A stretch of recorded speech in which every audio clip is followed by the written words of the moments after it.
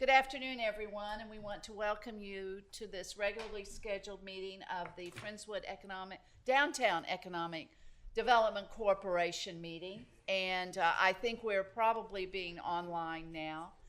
And Stephen, if I may, I'd like to just make a personal comment, if that's okay to start.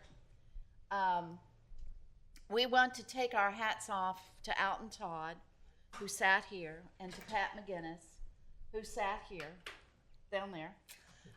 Anyway, and for their years and years of service, and their good ideas, their thoughtful consideration, and the time they committed to this organization, this corporation.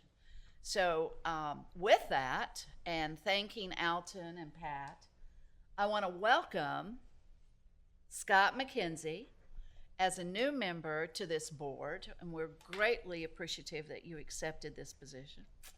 And Chris Richardson, who is not here this evening, but could not make it. He had previous family fun plans, and you don't argue with that. You're just grateful that he's there, and he'll be with us next month. So welcome, Scott.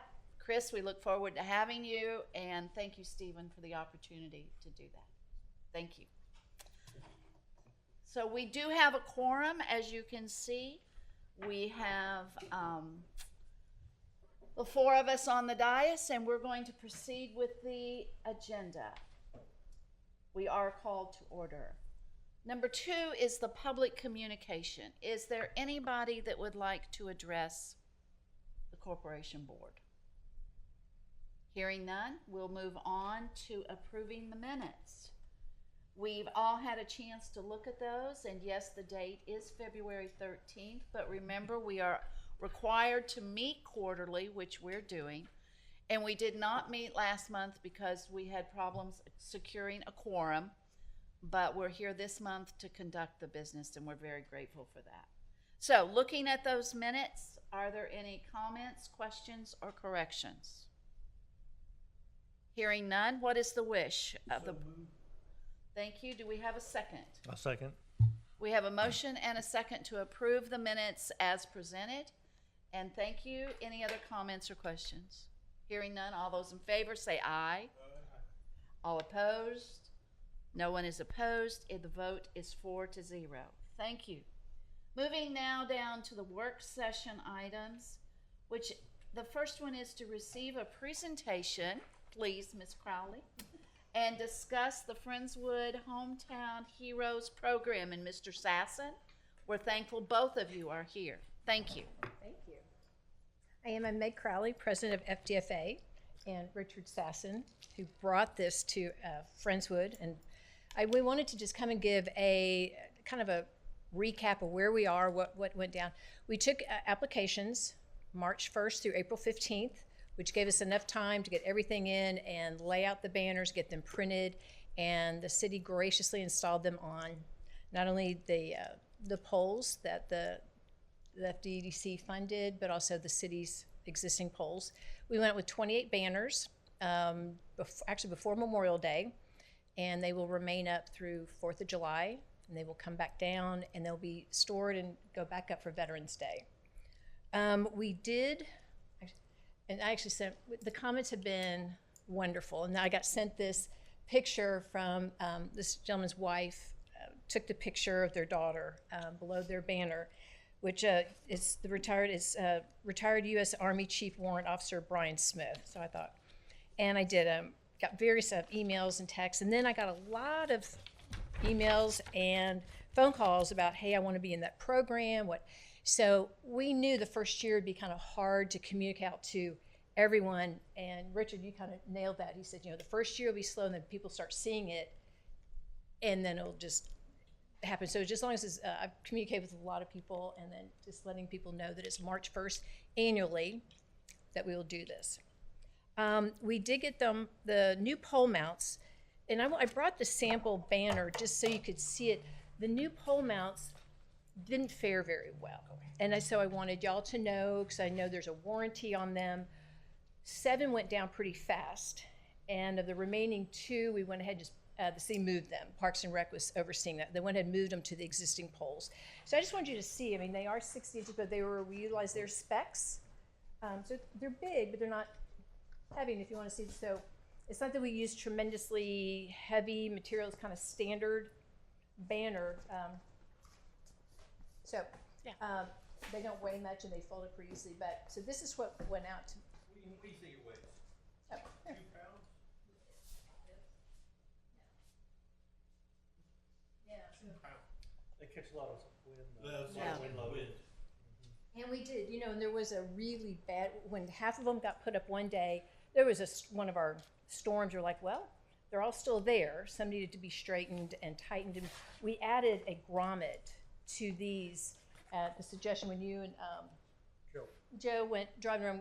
We added a grommet to just kind of help secure them to all of them. This one doesn't have, the others do. Trey, Do we need to change the mounts?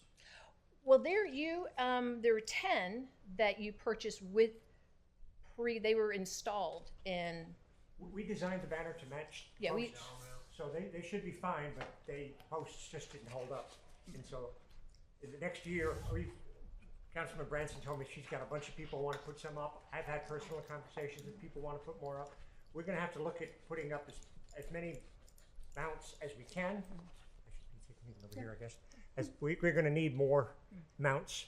Some of them are gonna have to go on the old poles, but anything you guys can do in terms of getting the 10 that you had planned to put in, and if there's any way of putting more, that would be great, because I can see a very strong pull for next year. So you said, and by the way, I think this was awesome plan, 100%. I think people seeing it will bring more.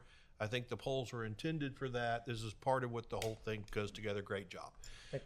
You said poles. Is it the poles that failed or the mounts that The mounts. failed? Mounts, sorry. Okay. But some of your new poles don't accept mounts right now. Yeah. And if there's a way to adapt those, that would be good. Yeah. But at least the ones that you plan to have done need to be done. And I'm not sure that's an item for discussion later on for you. Well, I think Mr. Ray, I think Stephen has information on this because Okay. Good. he was contacted and contacted the company. Stephen, please. Yes, and so it was going to be part of the update later. It is relevant here. Okay. You're absolutely correct. The Hometown Heroes project followed the specification that was provided by the manufacturer. There was a rivet nut, basically like a locking nut, that failed or was not installed correctly. So the contractor, Pfeiffer & Sons, has reached out to the vendor.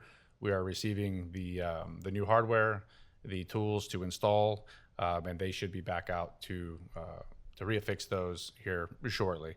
And hopefully we will have zero issues moving forward. That'd be great. And we're planning on going into the park. We're going to use existing poles that the city has that already has the hardware on them that are clamped on, because eventually we'll take up 518 and we'll need to go into the park, which I think would be beautiful too. And they're hung randomly. How much interest do you think? I mean, I think it was cool. I think it's a great thing to honor those people, and it's a good hometown thing. How much interest are you seeing outside of what you received on the first round? Have other people? I mean, you got a lot of inquiries. You think? Yes, there's been a lot of people like, I want to be on that program. How did we get in? I did.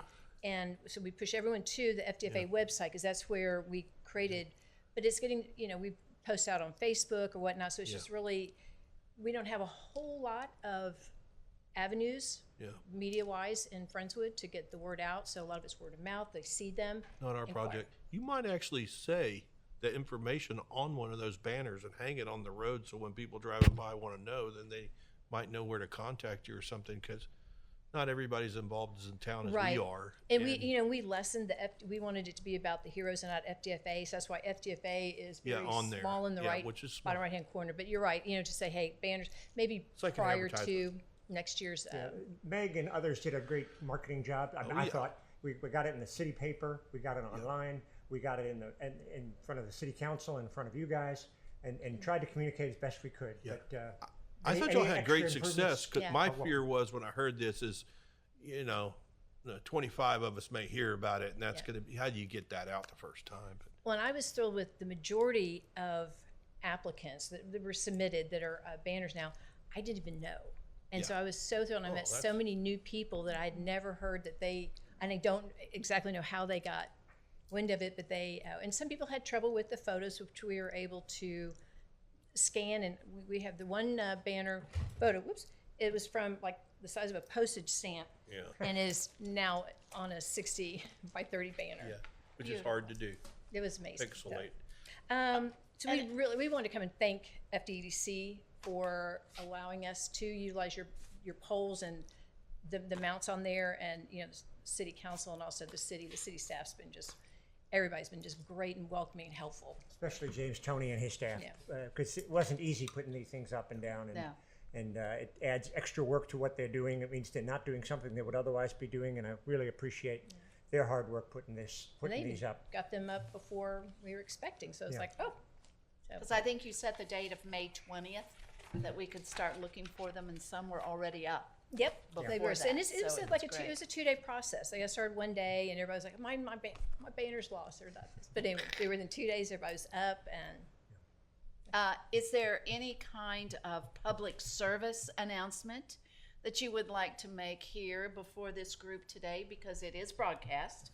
Yep. And perhaps you would like to give us more information, how the easiest way to get a hold and become a part of the banner program. be March 1st, FDFA website, fdfa.org. You go to the website, and there's a direct link to, and it's all housed under the umbrella of FDFA, but then there's a direct link that will take you right to the form. It's very user-friendly. And all the submissions done right there. And they will be brought out twice a year, annually. And they will be, once they are retired, the banner will go back to the person that submitted the application. And then we can re-up again. Yep, But absolutely. we expect them to go up for multiple years. Yes, we So are. we'll have all They're 20 very next year, durable. plus however many new Right. ones come in. They'll continue to go up as long And as you have they to are. make new ones every time? No. Good. No, when I talk to some of the other cities, they say these banners last a lot longer than you might think, and actually holding on to it is pretty stout. And so the city of Sparta, New Jersey, they have done it for 5 years now, and they say they're still holding up pretty well. So we'll see. Yeah, we're at least 2 years, and if they'll be rotated kind of by their year with new applications coming in. They'll be taken down, but our plan is to get at least 2 years, hopefully 5. But what we don't want to do is run out of room and turn people down. And so we're going to be talking to Right. James Toney about putting some on the old poles, and anything you guys can do in terms of getting 10 or however many you can for us, that would be beneficial. Thank you. And getting the old mounts repaired, so we have more working mounts for the old poles. And Stephen, it is my understanding that the poles that we did not get mounts on, there is an added piece that you can buy to put on those poles for banners? So there is much like the existing telephone poles that are out there now, that the banner mounts have been secured to, the aftermarket banner mounts.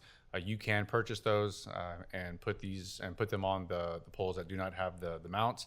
However, in visiting with the manufacturer, it would void the warranty most likely on the pole finish.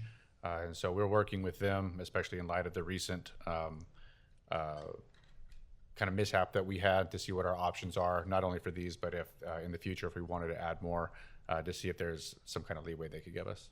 Great. I Thank you. personally think they look nicest on the new poles. Yes.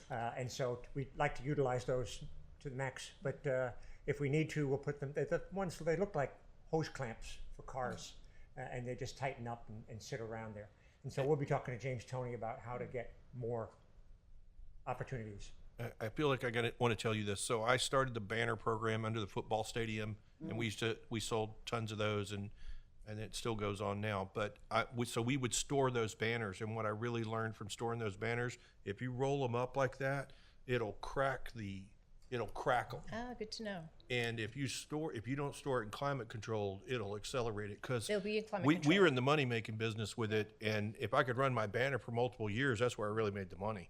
But I would store them off flat in AC, like slide them under somebody's bed. I know that sounds crazy, but if you store them flat, they'll last. When you roll them in the ball, it puts all that stress on the color, and Right. it starts fracturing it. It'll be gone in 3 years. That is really good to know. They are going to be in climate control. Yeah. They'll be If you upstairs just in lay an them office, but flat, the and flat- they'll last. But if you roll them, they just crack. That's so good to know. Good to know. Just to remind you, there's a 5-member team of the Salute Friendswood committee that have put this together, Meg, myself, and Brett Banfield, who's going to store the banners in climate control. Yeah. and Sarah. Sarah Peters. Thank you. And Joe Matranga all brought this together to make it happen. And just as a reminder, what is the warranty on those poles, Stephen? For the finish, it's a year. So- So if there is the thought there, you may be able to add something aftermarket Yeah. a year from installation or a year from delivery. So we're not too far away from that. So we're exploring those options. Good. I thought I remembered it was a short period. Thank you. Thank you very much. Thank We are you. very appreciative. Well done. Well done. Moving on, if there are no more questions or comments, did it just get really dark? Just it changed. Oh, thank you. I mean, I'm going, wait a minute. Did a huge black cloud just come out? Thought that stroke was coming on, didn't you? Yeah, I did. I did. Thank you for your tolerance with that. Whoa, where'd it go? We're now going to discuss future Friendswood Downtown Economic Development Corporation projects. Yes, ma'am. Stephen, would you like to lead this, please? So, in couple of our last meetings, we did discuss as the projects that are currently ongoing start to wind down, what would the EDC prefer to start focusing on in the future? Two of the main ones that we've discussed, the first one here at length with the overhead wire relocation, and then also the electrical box painting and wrapping. I just wanted to give a quick update and then entertain any ideas that the group may have that we can continue focusing on at the staff level and bring back to you potentially. The overhead wire relocation, staff is in discussions with the providers, namely AT&T and Comcast, and then along with TNMP, who is the electrical provider who has control over the poles themselves. I will mention Paul here has been an absolute just help throughout this. He's helped wrangle the right folks to visit with and get us in touch with them, and I appreciate that. Paul, if you'd have anything you'd like to share. Okay, yes, so we are finally making some progress here. I've met with AT&T last Monday, and we talked about taking their lines down, put them underground. So we have AT&T, Comcast, and I think the city has a line up there as well. AT&T has, I think, 2 cables up there in some of those locations, but I met with them. I asked them for a proposal to bury the lines from Whispering Pines to 2351. Ask one estimate turnkey, and they said it would be cheaper if we installed conduit. So I asked them, or we can put some cost together to install the conduits for them, and that would reduce the cost. So ask them for that, and also there's no telling how much that's going to cost, so I asked them to kind of split that up as well. So from Whispering Pines to Spreading Oaks, and then Spreading Oaks to 2351. So we could split it up if we need to. So we're looking at 4 different estimates, possibly. And they said they would get that to me within the next 2 weeks. In addition to that, I did get a cost back from Comcast to remove their lines, and that came around $569,000.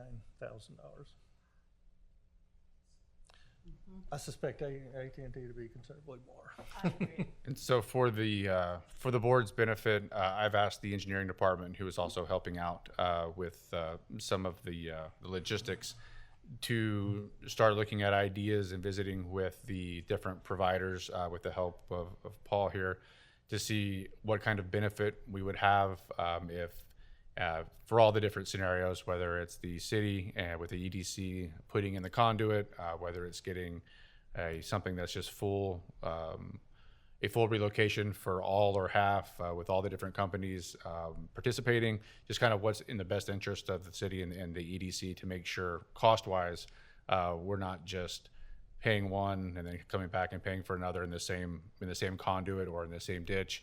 And then also we're going to be working with the TNMP to make sure that we can get some kind of promises, some kind of comfort and confirmation that once anything is buried, that they will not allow other lines to go back on those poles. I'm not sure exactly how comfortable they are with that, but we're going to be visiting with them here in the next couple of weeks as well. what is the procedure after we get the wires gone? Can the poles be removed? Like, okay. Like Mr. Sasson helped us So- do. They can be removed, but. As much as we would all, I think we would all like that. The power lines themselves are the at the tip top of those poles, Yes. and so those lines would also have to be relocated somewhere, which means either buried or moved back, and that's just going to be an additional cost. But that one would be probably in the $10 to $15 million mark. In order to put those lines underground, that would require an additional easement, and we don't have room. I mean, we're lucky to get the sidewalk easement. That's We correct. would have to, I know CenterPoint would require a 10-foot dedicated easement Oh. just for a 3-phase duct bank. Mhm. And then you'd have, that- wherever a transformer bank is, you'd have a manhole. It gets very expensive real quick, and there's just no room. The only, I would suggest just relocating off the main road. I mean, I think that's our only option at this time. Well, at one That's- time, it's- we looked at a route around the back. That but could be done, but it's expensive. very expensive, yes. Yes. I have a question on protocol. Since Mr. Sasson had a great deal to do with getting everything removed on this side of the road, may I speak to him in the audience? Is that appropriate? He can come up for Okay, sure. Richard, please. Thank you. I know there are rules, and we want to follow them. Well, Thank you, Richard. Thank you for inviting me, Rebecca. Appreciate that. So as you remember, we took down the wires on the other side and did a similar job. Inflation has really struck, I see from the prices they were getting. The poles that have nothing else on them, once these are removed, should be able to be removed. And there are some of those. If you drive up and down and you can look, most of them have power lines on them. But there are a few that could be removed. And if they have nothing else on them once they're removed, then last time the city agreed at their cost to pull them out and take them away. And maybe we can get that same agreement again. And we got rid of, I don't know, 7, 8, 9 poles on the other side when we did it last time. And so, Yep, take it, yeah, yeah, I do too, and it's beautiful, much better. much better. Thank yeah. you, Mr. Thank- Sasson. There are, when those wires are removed, the communication cables are removed, there are poles that can be removed because they're cut off at that level. And they Good. just have the communication cables attached to them, so those can be removed once the communication lines are gone. So, yeah, there are some more that can come out. This question may be for Paul. Do the utility, Texas and Mexico, do they sell those aerial easements rights to Comcast and AT&T? Is it a money thing? They don't sell, they have attachment fees, I believe. All right. I'm not sure exactly what's in their Well, contract. that's why I'm curious. When we were first started, I thought you got to have an agreement that stops it from happening again, or we're going to bury them and they're just going to come back. Correct. And It's this gonna be is easier and cheaper. This is going to be part of our discussions with multiple things with TNP here in the coming weeks to make sure that Yeah. it is very important that if the money is going to be spent to relocate these lines, that they're not allowed to relocate there later. So that's something that we'll have to shore up and bring back. That's why I was curious. If they're getting real money from letting them do it, that's going to make it harder to get them to agree to do that. But don't know that answer. But it's only a mile and a half. I know, I'm trying to add Yeah. levity, but Well, yeah, but we're going to spend over $1 million to do it, and Correct. we don't want to be here 5 years and they're all back. I agree. Well, Yes, you could always put in an ordinance, city ordinance. Yeah. Prohibiting it. okay. The second item is the electrical box painting and wrapping that we've discussed for downtown. The KFB, Keep Friendswood Beautiful, has been working with TxDOT and others, and they have a proposal that they're going to bring to the EDC. The KFB is looking to do this citywide, knowing that the FDEDC does potentially have this in their plan, along with some possible funding that they want to bring something back and kind of show you what they can do.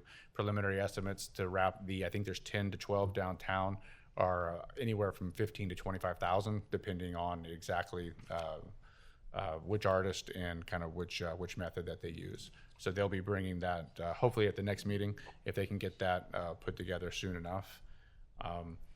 And then whether it's now or just to put on the thinking cap for the next meeting, if there's other items in the plan, knowing that we have some new members, if they would like to look through it, or just other items that they've come across or that the group has come across, projects that they would like to take up for downtown, or at least have staff begin looking into it, open to those suggestions so we can get moving.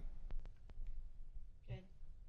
And you brought up the plan, and Trey is over here thumbing through his.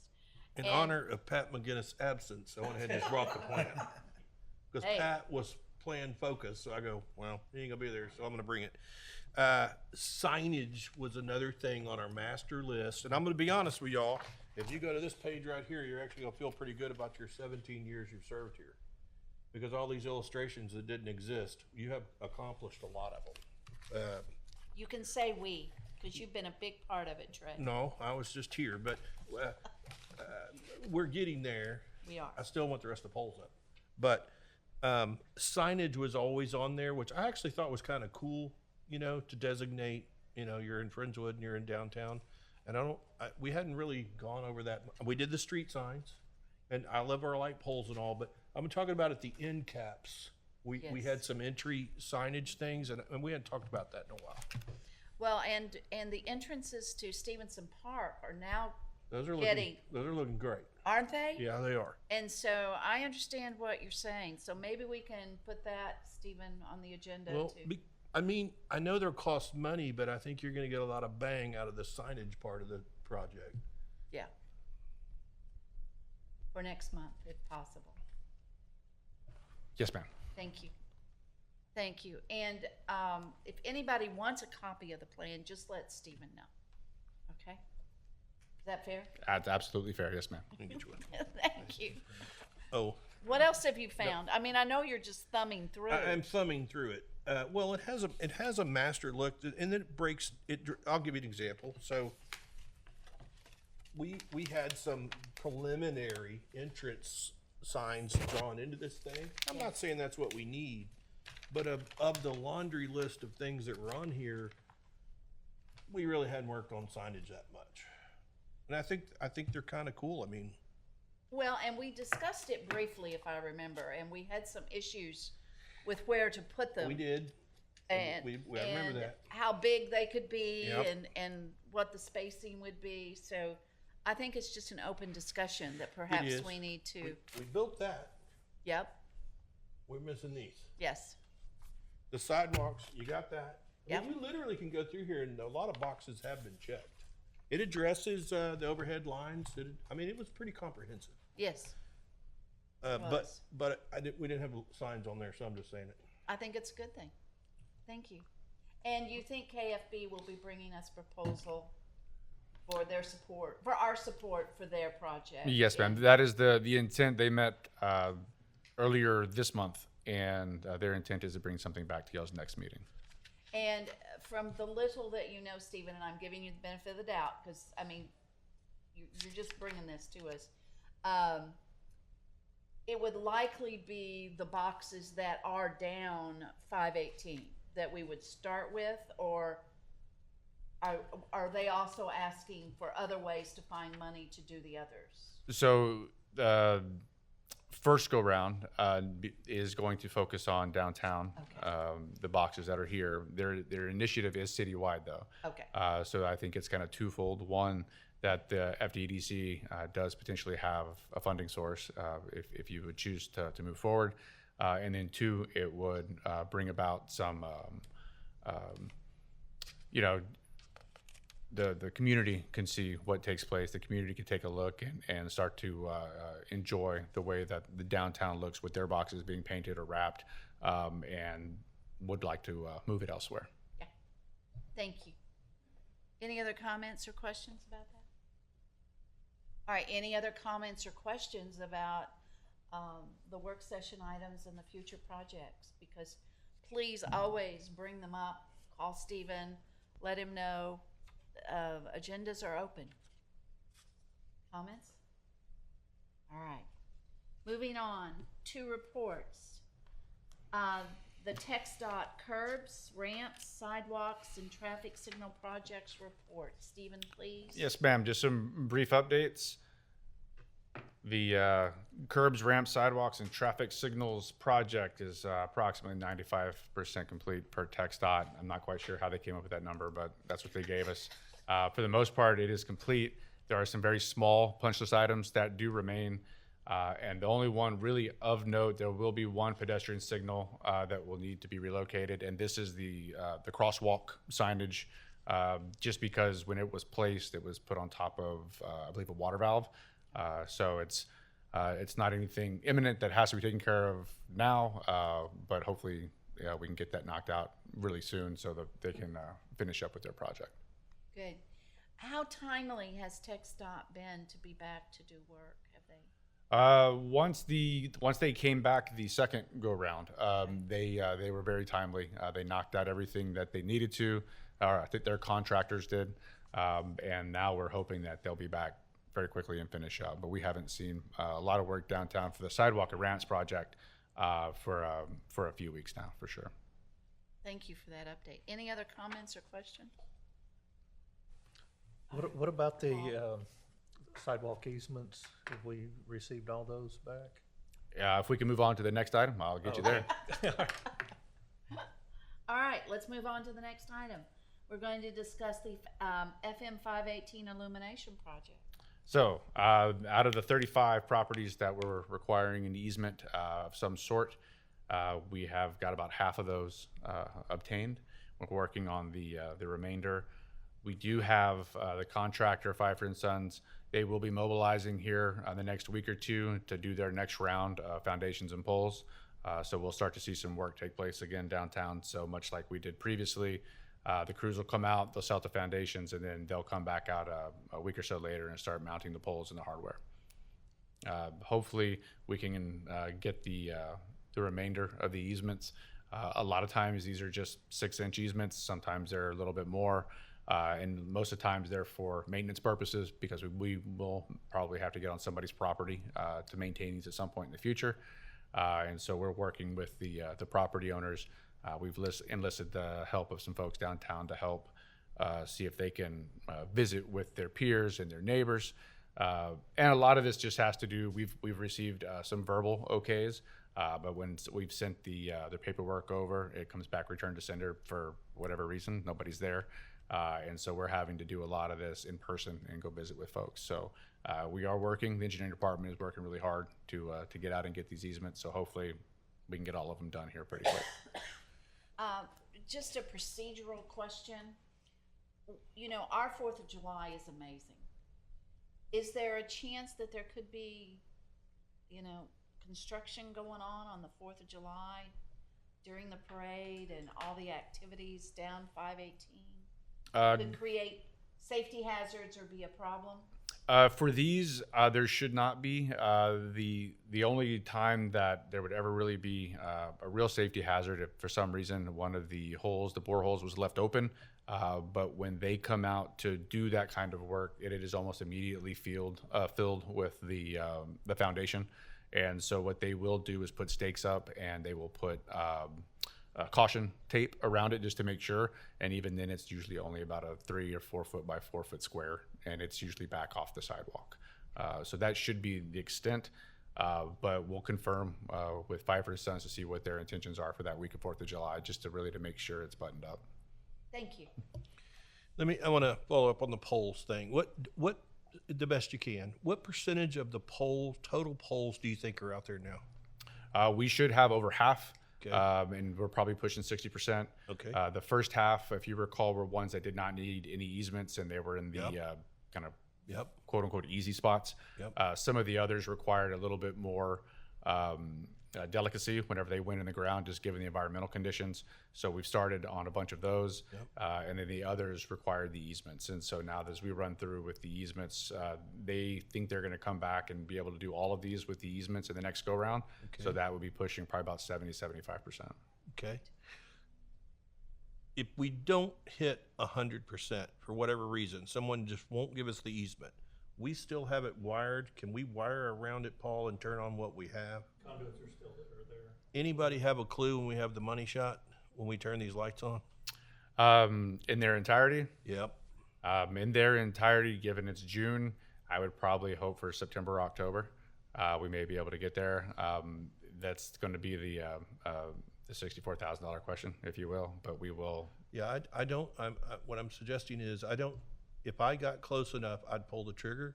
Don't wait for the last poll, because we could get bogged out for 18 more months doing that. I think we turn those lights on, it's gonna look like we made a difference. Yes, sir. I think the intention currently is as we get, and Paul, you're going to have to help me with the vocabulary words here, but I think as we get a circuit complete where we have all the lights on a single circuit that are able to be energized at once, at a minimum, we are going to test those, and so we can kind of see their effect.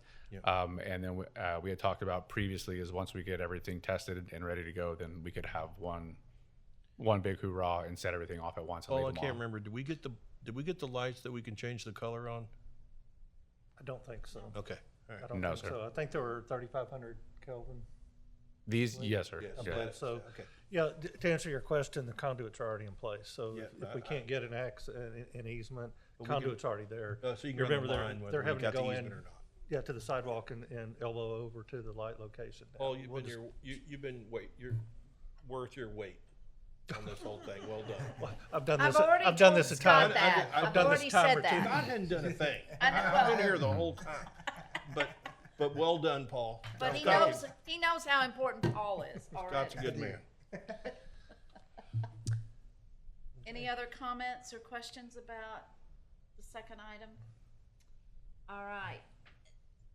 The third report we're to receive is to report on the Friendswood Downtown Economic Development Corporation financial report. Yes, ma'am. It's been a little bit since you have seen one of these. Just the highlights here. The beginning fund balance in May was $2,585,528. You do have a little over $82,000 in revenue. That includes both the sales tax collection and the interest paid. There was no expenditures for May 2024 outside of the $1,334 paid to the transfer for staff services. You did end up with an ending fund balance of $2,666,548, and just a new line that hasn't been there before.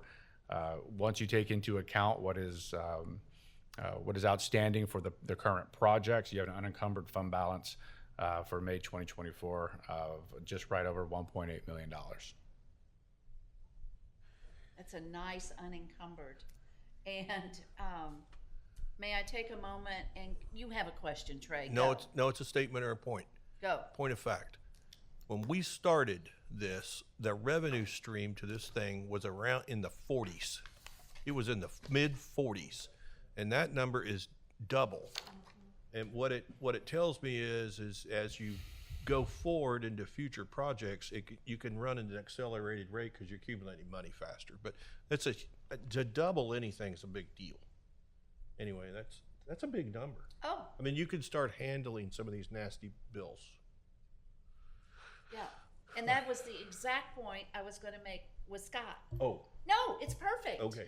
We were thinking the same lines, Yeah. that we both remember the 40,000 it was in 40s. at the beginning and really couldn't think much past Because that. I remember when we got to 50, I thought, maybe it's just a spike and we just got lucky. Yeah. But it just kept going. And then the money's at Christmas. That was always a nice time to see it in February. So, thank you for that. Any other comments or questions about the financial report? Well, we are to the last item. And once again, I appreciate the efficiency of this group.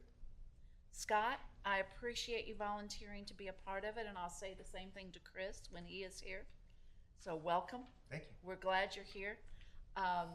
We have healthy discussions, and we learn from each other, and we know you're going to contribute to that.